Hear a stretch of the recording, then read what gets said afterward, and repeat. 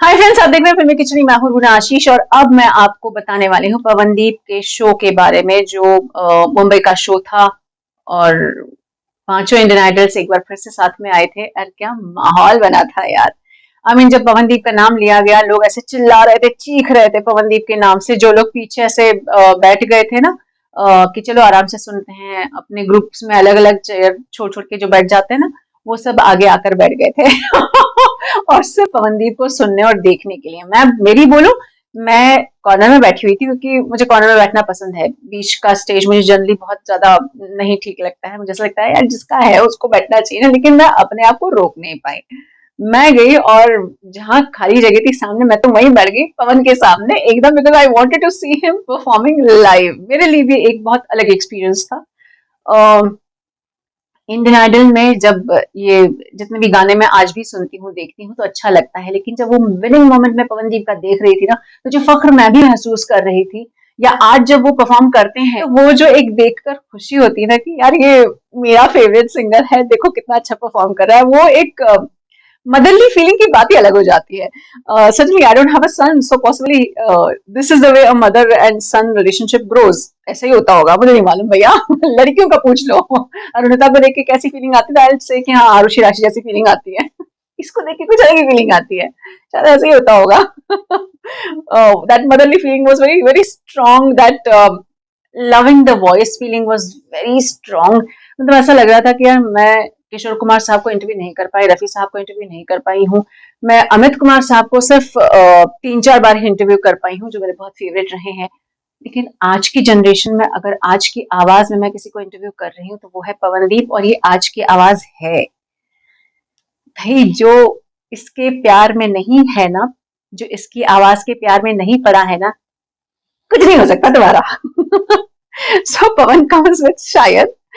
कैसे हुआ, मतलब मैं एक एक गाना अपने दिमाग में रिवाइंड कर रही हूँ। मुझे मालूम है इसकी सॉन्ग की क्रोनोलॉजी क्या है, अपने आप वो गाना आपकी जुबान पे भी आ जाता, दिमाग में भी आ जाता। मुझे मालूम है इसके बाद वो गाएगा, लेकिन फिर भी सुनने की इच्छा होती है इसको। मौसम बड़ा बेईमान है।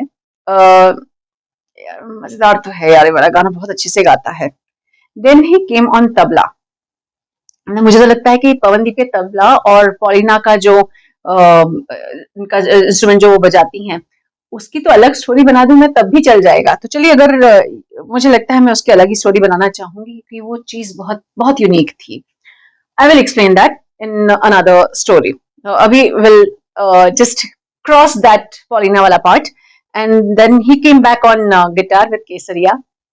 अभी ऐसा लगता है कि जो केसरिया मैं रोज कान में सुन रही हूँ, और जब वो पवन मेरे सामने गा रहा है, सेम है लेकिन सेम नहीं है। वही गायक है लेकिन वो गायक नहीं है, क्योंकि इस बार वो मेरे सामने गा रहा है। आह, क्या साउंड सिस्टम था यार। हाय, क्या साथी कलाकार थे यार। Too good. मैं जब शूट भी कर रही थी, तो पारस तो कुड नॉट पॉसिबली, मेरी और उनकी एक लुक एक्सचेंज नहीं हुआ।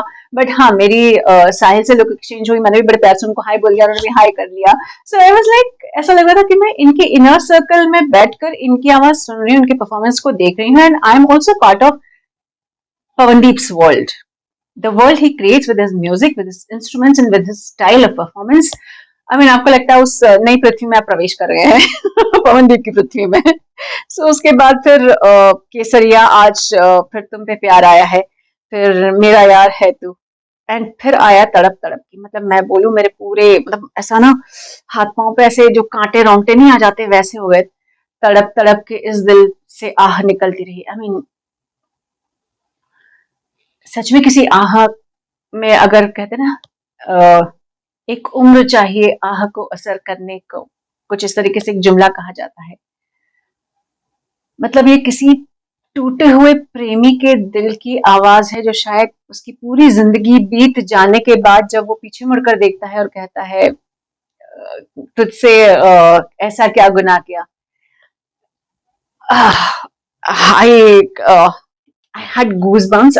आई वॉज अबाउट टू क्राई। मैं बहुत कंट्रोल करके बैठी हुई थी, बट मुझे आंखें भीग रही थी मेरी। पता नहीं उसकी आवाज में ऐसा क्या दर्द था कि ऐसा लगा कि बस रो दूं मैं वहां पर। And then he came on drums. मतलब मैं वहां जहाँ एकदम शांत और रोने के मूड में आ गई थी, वहां पर उसके बाद पवनदीप एंड ही तुम हो तो, और फिर सारा मैं गम और सारी उसकी जो इमोशंस वो एमिट कर रहा था अपनी आवाज के जरिए, उसमें बाहर आ गई with in 2 seconds, because he was singing तुम हो तो। क्या लव सॉन्ग था वो। उसके बाद ये तो ड्रम्स पर था। उसके बाद तेरी मिट्टी गाया। अगेन आपको ऐसा लगता है कि क्या साउंड सिस्टम है। मतलब जब पवनदीप गा रहा था तो उसके पीछे जो एलईडी चलाए गए थे, ऐसा लग रहा था कि गैलेक्सीज हैं, गैलेक्सी में हम घूम रहे हैं, और इन पूरे अंतरिक्ष में जहाँ की वायु नहीं है, ऐसा बोलते हैं ना, गैलेक्सी इज अ वैक्यूम, एक जगह से दूसरी जगह तक आवाज नहीं जाती, साइंटिफिकली प्रूवन है। लेकिन उस गैलेक्सी में पवनदीप की आवाज आपके सामने गूंज रही है, इस पूरी गैलेक्सी में आप बैठे हुए हैं और सिर्फ पवन गा रहा है। मतलब कभी कभी ऐसा लगता है कि यार ये म्यूजिक थोड़ा सा बंद कर दो, सिर्फ 2 मिनट के लिए पवन तुम सिर्फ गाओ यार। मतलब ऐसा लगता है कि उस अंतरिक्ष में आप गुम ना हो जाओ, वो राह दिखाते हुए आवाज पवन की लगती है। ये एक्सपीरियंस मेरा था। उस पूरे ब्रह्मांड में मुझे सिर्फ पवन और पवन की आवाज और उसके ऊपर वो आती हुई रोशनियां दिखाई दे रही थी, और उसकी आवाज सुनाई दे रही थी। आई लव पवन बेटा।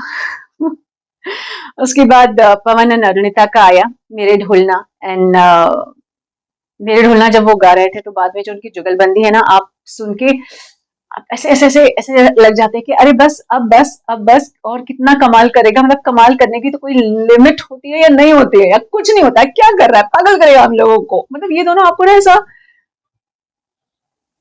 आपके एक चुंबक नहीं होता है आपके अंदर, जितना भी प्यार है सब खींच कर लेके चले जाते हैं। ये दोनों की आवाज और उनका परफॉर्मेंस कुछ इस तरीके से था। एंड देन चलिए, ये वाला रहे ना रहे हम गाना जो एक साथ गाया था, मैं पवन के लिए और इन सारे ही लोगों के लिए एक अलग से रिव्यू लेकर आ रही हूँ, रिव्यू का नेक्स्ट पार्ट, जिसमें I am talking about his performance with Paulina and रहे ना रहे हम। लेकिन मैं सच बोलूं यार, टू गुड यार। और आप स्टेज के पीछे देखो, उसको ऐसा लगता है कि हाँ ये तो अपने साथ वाला कोई बंदा है, पूछो तो जवाब दे देगा, थोड़ा सा शर्मा भी जाएगा, थोड़ा क्या बहुत शर्मा जाता है जब सवाल पूछता है तो। बहुत सारी चीजें और भी आपसे शेयर करने के लिए बाकी है, लेकिन मजा आ गया यार, जस्ट टू गुड। इंतजार कीजिए बाकी की स्टोरी का भी, इंटरव्यूज का भी। जय हिंद।